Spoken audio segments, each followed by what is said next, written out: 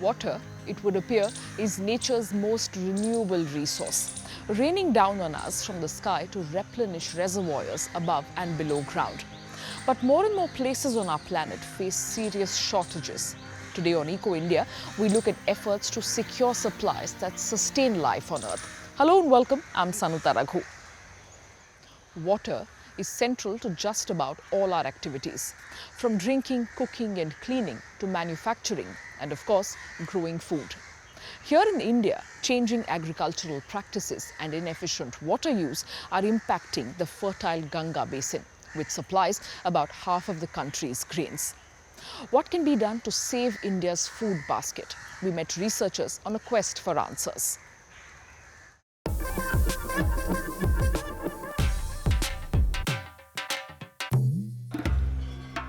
The Ganges River has been a blessing for many people in India for centuries, and not just for religious purposes.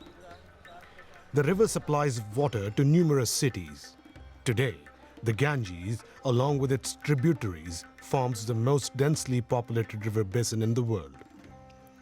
It is also considered the breadbasket of India. The muddy soil contains many nutrients. About half of India's grain is grown along these waterways. Dinesh Kumar Tiwari belongs to one of the many farming families that have lived in the Uttar Pradesh Ganges floodplains for generations. He has a 2-hectare farm at the Pandu River, a smaller tributary of the Ganges near the city of Kanpur.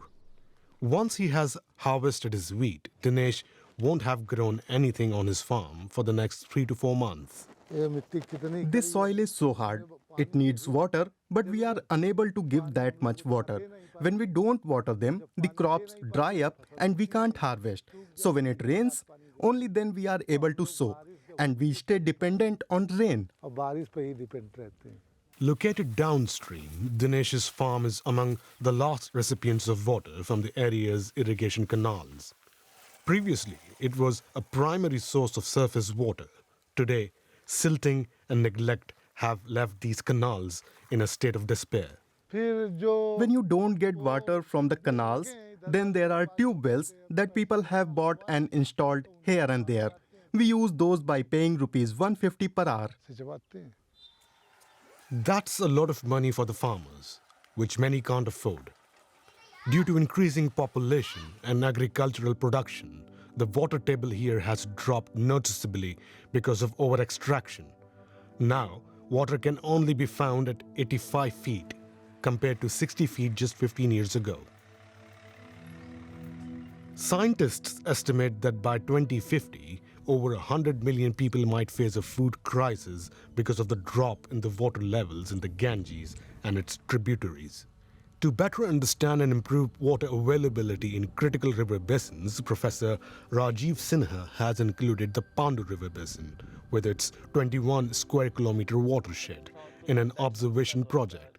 It's done in cooperation with an international research program called the Critical Zone Observatory. Through data collection, he and his team want to understand the impacts of human activities on soil and water.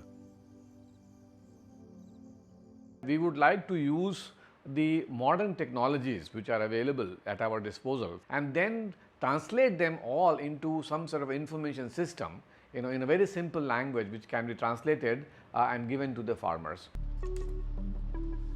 The use of drones fitted with thermal and hyperspectral cameras allow the recording of the smallest changes, from rainfall and soil moisture to precipitation and groundwater levels. Set up with initial funding from the Ministry of Earth Sciences, the Indo-Gangetic CZO is also collaborating with the international scientific community.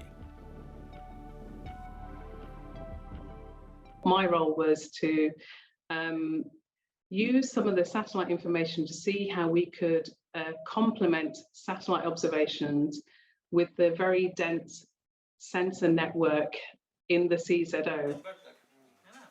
Regional satellite data are very important for the scientists in Kanpur. They analyze it and inform the farmers about the results and actions to take.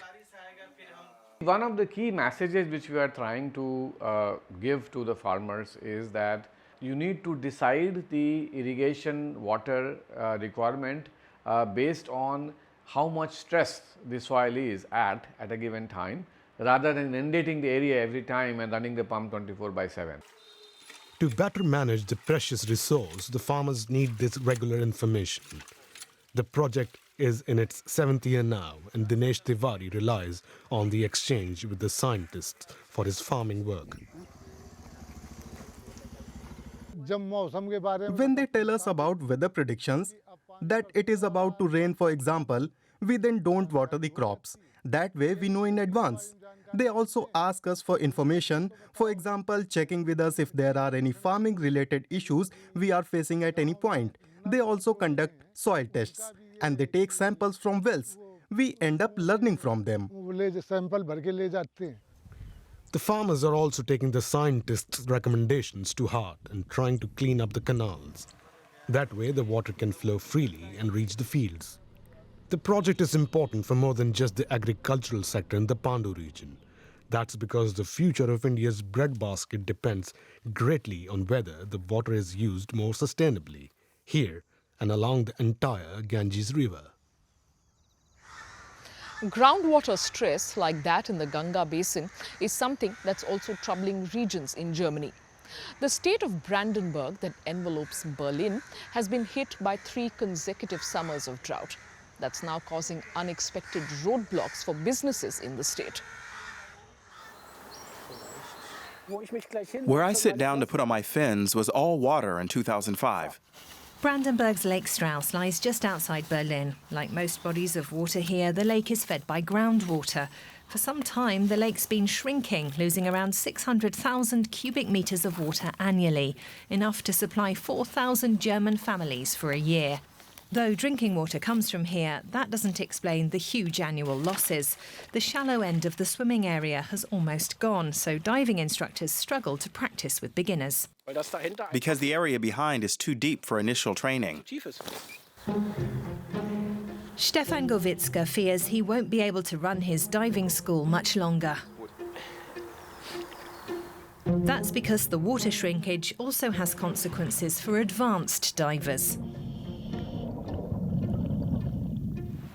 Around 30 kilometres away in Berlin is the Leibniz Institute of Freshwater Ecology at Müggelsee. Here, eco-hydrologist Dr. Jörg Lewandowski does his research. At first, when you see this much water, you think Berlin is water-rich. But at the same time, Berlin is really water-poor, because there's very little precipitation. We're in a region of Germany with the least amount of precipitation, and as a result, Berlin will have big problems with quantities in the long term. That's because climate change is magnifying the problem. It's likely that less groundwater recharge is taking place because water is not seeping in. It's already evaporated beforehand. This is already having visible consequences for forests and bogs. Chief Forester Jörg Dunger is on his way to the Luchsee Lake. District Forester Peter Paulik leads him to a spot where just a few years ago they would have got their feet wet. This bog is a living body. One that's shrinking. Standing here, my boots are getting wet, but it's actually 2 meters below the water level that the lake used to have. In my case, my head would be underwater. That shows you the extent of the situation. When major carbon sinks like Fenland's dry out, they release their carbon into the atmosphere. That drives climate change, putting more pressure on the lakes. But the foresters spot another problem, the huge structure nearby, which surely requires a lot of water. Meanwhile, at Berlin's Müggelsee Lake, there's more evidence of the growing water shortage and the impact that it's having. Very early in the year, the threat level for forest fires was relatively high here, which again shows we don't have enough water. In March, there shouldn't be any risk of fires. Scientists have been tracking the growing water shortage here for decades. If you look at this graph, which covers a period of 50 years, you can see that water levels are dropping in many areas. For more than 20 years, groundwater levels have been sinking more noticeably across Germany, enough to dry out an inland lake, for example. It's quite horrifying to see. It's something that, when I think of my children, is going to be a big problem in the future. For the diving school at Lake Strauss, that problem has already arrived. Stefan Gowitzka is heading to a training platform. A few years ago, it was at a depth of 4 meters, and now? His computer shows it's now just 2 meters 7 deep. The platform that's used to practice rescuing people from the seabed, for example, is now no longer deep enough. But the diving school instructor says climate change isn't the only problem here. He criticises the local water authority that draws on groundwater for public drinking supplies and local industry. What I'd like people to take us seriously, to hear us and do something about the water shortage which is being caused by human behavior. But he's worried things will only get worse now that automaker Tesla has moved in. Tesla's 6,000 square metre gigafactory sits in a water conservation area and consumes as much as a small town. You've got to bear in mind that there will be expansion, and that will bring further influx. You've got the automotive supply industry and a whole raft of people who will move in, and they will all boost water consumption. At the Luchsee Lake, the moorland is parched. Forester Peter Paulik has been watching the developments for 20 painful years. It makes him angry, frustrated, a bit sad. The official explanation is climate change, although it's never been thoroughly investigated. But groundwater here is being pumped out of the region. Peter Paulik tells us that a major part of that water goes to one of Brandenburg's biggest tourist attractions, the Tropical Islands Resort. Resort Managing Director Thorsten Christopher Jung doesn't see a connection. Just because we happen to be in the Luchsee region, which has now dried out, I don't think we can take the blame for it, because we have done, and continue to do, all we can to take an alternative approach. Some 80% of the pool water is recycled using state-of-the-art filter technology. But one fundamental problem is that many of Brandenburg's groundwater exploitation licenses were issued more than 30 years ago, long before economic megadevelopments like Tropical Islands or Tesla arrived on the scene. Now back to the base. Recreational divers and diving instructors are in agreement about the groundwater. A change of approach is necessary. We have to rethink things. Our resources are limited. We need to take care of what we have. It's simply not the case that we don't have the chance to enact a better approach. We're just not doing it. And it's also a problem that those who make the decisions are hard to reach. As a result, more and more often, decisions are being made to help expanding businesses, despite climate change and the dire consequences for groundwater and the environment. In addition to climate change, rapid urbanization is a key driver of water shortage. A city on the outskirts of Mumbai has found it increasingly hard to secure a stable year-round supply. We met one man working to revive a centuries-old water collection network that has the potential to solve the problem. These women's families have been farming this land for decades. They belong to an agrarian community in Vasai. The town 20 kilometers outside Mumbai's city limits is feeling the pressure of urbanization, and its water supply is under threat. If there's water, we can farm. Without it, we wouldn't have livelihoods. Over the past 70 years, Vasai's population has increased 17-fold due to an influx of migrants drawn by jobs in Mumbai. Today, the town is home to more than 2 million people, but its basic infrastructure, like the supply of clean water, has failed to keep pace. We observed, I'm a 43-year-old now, and we observed that the development was only in the terms of the buildings and bringing the population here.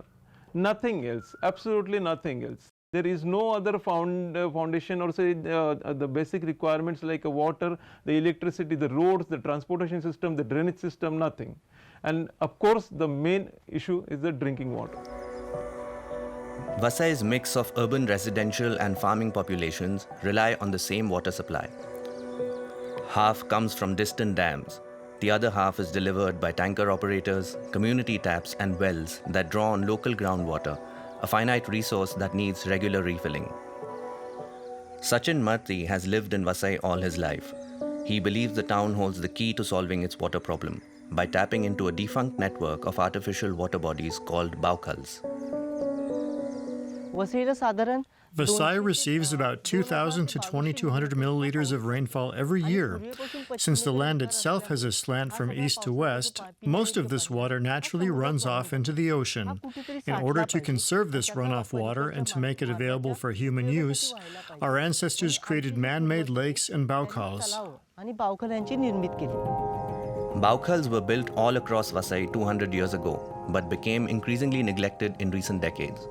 Many were filled up for the construction of houses and apartment blocks. And with fewer locals engaged in farming, baukhals came to be seen less as an essential water source and more as dumping spots for waste. Wells are dug deep in order to draw water from underground aquifers. Baukhals are shallow with a large surface area. They optimize the collection of rainwater and allow percolation to replenish aquifers. Sachin Marti single-handedly began working to raise awareness about the essential role baukhals play in recharging the groundwater aquifers. He has since recruited friends to help protect and revive neglected baukhals. They organize cleanups and maintenance programs that involve the local community. तर आम्ही step wise जातो. पहिला आम्ही प्रत्येक घराघरात जाऊन We go step by step to build consensus and plan action. We go to each house near the baukhal and explain our ideas. We meet together and finalize the plan. मग ज्या रजेच्या दिवशी जेव्हा सर्वजण Then we pick holidays to do the cleanups so that younger people can get involved. करण्याचा विचार करतो आणि मग किमान The work can take 3 to 4 hours a day and last 2 to 3 days at a stretch. सलग रजेच्या दिवशी ते साफसफाईचा उपक्रम राबवत असतो. Cleaning is only the first step. The volunteers then plant native vegetation to restore the baukhal surroundings. They consult nearby households and urge them to stop dumping garbage in the ponds. Finally, they work to divert wastewater drains away from the baukhals. The entire process is painstaking and can take up to 3 years of dedicated work. When completed, a baukhal can store water, recharge aquifers, and boost biodiversity by attracting an array of species including reptiles, insects, and birds. Until now, Sachin Marti and his friends have successfully restored 8 baukhals in different parts of Vasai. पर भविष्यात समजा आपण ही जी बaukhal व्यवस्था आहे In the future, if we don't take care of the remaining 800 baukhals, people here could face a situation similar to Chennai, where groundwater has completely run out. त्याच्यासारखी होऊ शकते की जिकडे आज भूजल जे आहे ते संपलेलं आहे. But unlike big cities such as Chennai and Mumbai, Vasai has inherited a way to stave off a water crisis with its network of baukhals. Sachin Marti wants to widen the restoration effort by convincing authorities and Vasai's residents that there's a treasure under their feet, as valuable as the buildings they call home. Over to Latin America now, where water shortages are a fact of daily life in the Costa Rican capital of San Jose. Though it sees plenty of rain in its wet season, urbanization, deforestation and agriculture are disrupting the city's water balance. No matter how much Ricardo Rubi turns the tap, nothing comes out. He'd like to wash his hands after a long day at work. Often we've had water in the mornings, before work, but then none in the afternoon. Nothing comes out of the tap, and then we have to wait until 6, 7, 8, or even 9 at night before we get any. So the dishes will have to wait too. It's the same for this entire neighbourhood. One reason is increasing urbanisation. There aren't enough pipelines, and a modern water treatment plant is still under construction. Over half of Costa Rica's population lives here in the greater metropolitan area surrounding San Jose. Increasingly, it's encroaching on nature. This river originates high up in the central volcanic mountain range, in the middle of the forest. But it immediately runs through farmland and meadows used to raise livestock. Then, right after that, comes the edge of the city, which is steadily creeping outwards. And straight after that, it gets swallowed up by the dense urban area. Manuel Guerrero's water fund, Aguatica, works to protect water sources by bringing together farmers, public institutions and civil society. You can't drink the water from this river. It's completely contaminated. In many places, toxic chemicals are dumped into it. Waste from agriculture, the breeding of livestock, waste from urban areas or industry is all discharged into the river. There's no system in place yet to treat the water properly, and there's no system to collect and reclaim the water. Treating the water is one thing, but Manuel Guerrero and his partners are mainly concerned with how water is used and protecting the supply. So they work with farmers and support their efforts to develop sustainable farming methods. That includes protecting woodlands. 3 decades ago, large swathes of forest were still being cleared to make way for grazing land. Today, the farmers know that forests are key to protecting water sources. This farm's 200 cows are always put out to pasture in different places to give the grass time to recover. This also helps to spread their dung and urine more evenly, reducing water contamination. Finca Robles is a model for sustainable farming in the region, especially as the effects of climate change become more obvious. We're definitely affected by climate change. It rains less now. We used to get more rain, especially during the rainy season.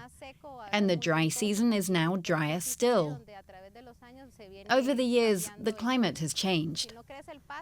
And when the grass doesn't grow, we have to buy feed, and that increases our costs.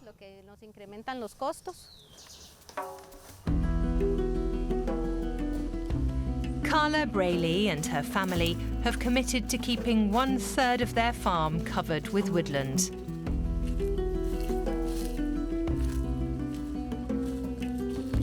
In return, one of Aguatica's partner organisations pays them compensation, equaling roughly 5% of their income. The forest is so vital because that's where the water reserves we rely on are found. There are many water resources in these woods. The trees preserve this water by absorbing it. So for us, this resource is hugely important. We've managed to combine pastures and woodlands on our terrain, and the trees provide shade in some places and conserve water in others. Farmers who transform part of their land into a forest ecosystem can play a key role in protecting Costa Rica's water supply, says Manuel Guerrero. The farmers realize that they stand to benefit from adopting these environmentally friendly practices and moving away from traditional style intensive farming, which produces many harmful substances. And this then reduces the sources of pollutants entering the water. But there's still a long way to go before that water is sure to reach the cities. At 6 o'clock in the evening, Ricardo Rubi still hasn't seen a drop. Water is the symbol of life. You can't live without water. It's frustrating. But he at least stored a little water in advance, both for himself and his 2 dogs. He collects water for them in plastic jugs, because here every drop counts. Experts believe wars of the future will be fought because of water. Our extractive actions are already affecting people around us. Today, 2 billion people live in countries experiencing high water stress. What are you doing to make sure that our collective access to this basic need is not threatened? Do let us know at ecoindia@dw.com. Until next week, goodbye and thanks for watching.